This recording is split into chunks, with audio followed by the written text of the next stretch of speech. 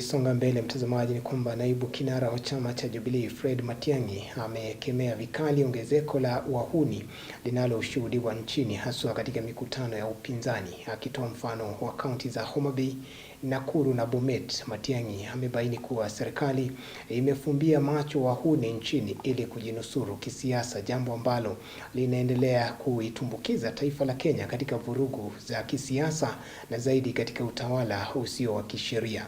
Ameweka bayana kuwa ni wakati wananchi wa Kenya na viongozi kufanya mazungumzo ili kupata suluhu la kukabiliana na swala hilo.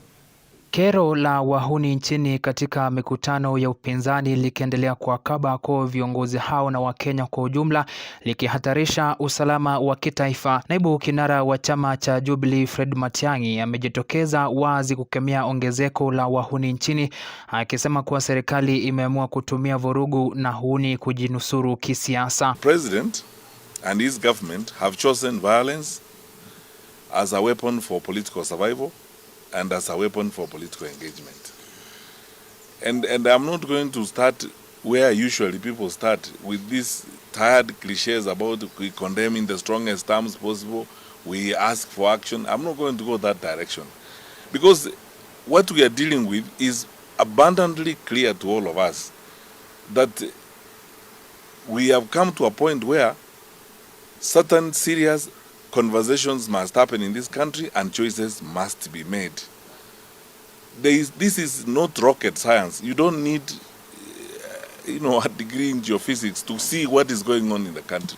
Matiang'i akisema kuwa vurugu hizi na wahuni wanaoshuhudiwa hawawezi kupangwa kama rais wa kitaifa hana ufahamu wowote, akibaini kuwa kama mzoefu wa masuala haya taifa la Kenya linaelekea katika utawala usio wa kisheria. From my experience, I want to tell Kenyans very sincerely, I do not think and I cannot see how the scale of violence in Homa Bay and the activity that happened there could have happened without the knowledge of the National Security Council and without the knowledge especially of the president, because I have been in that environment before.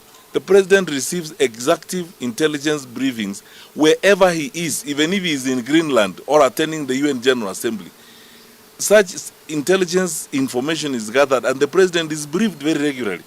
So when you look at what happened in Homa Bay, it's crime at industrial scale. Tume ya NCIC kwa upande wake ikiwataka wanasiasa kuwa waadilifu na kusitisha vurugu za kisiasa zinazoshuhudiwa nchini. Matiang'i amebaini kuwa ni wakati wa Kenya na viongozi kujadiliana jinsi ya kukabiliana na uhuni na vurugu zinazofanikishwa na serikali.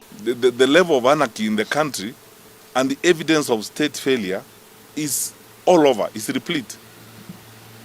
And by the way, we talk to senior officers even in the security sector. They are demoralized, they are so frustrated. Where do we get some of this information? Is senior security officers, some of who talk to us, and they are equally demoralized. They are frustrated. They tell you all these things. They say this is unprecedented. The level of state-supported or state-tolerated crime against the people of Kenya is unacceptable.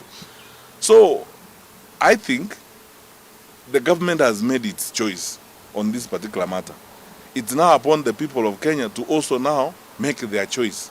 Aidha, amebaini serikali inaingililia upinzani hasa kuitelefiana na mitandao yao ya kijamii wakati wa mikutano ya hadhara badala ya kutafuta suluhu la changamoto zinazowakumba wa Kenya. Have a nice day. Fredrick Kwambua, Undugu TV.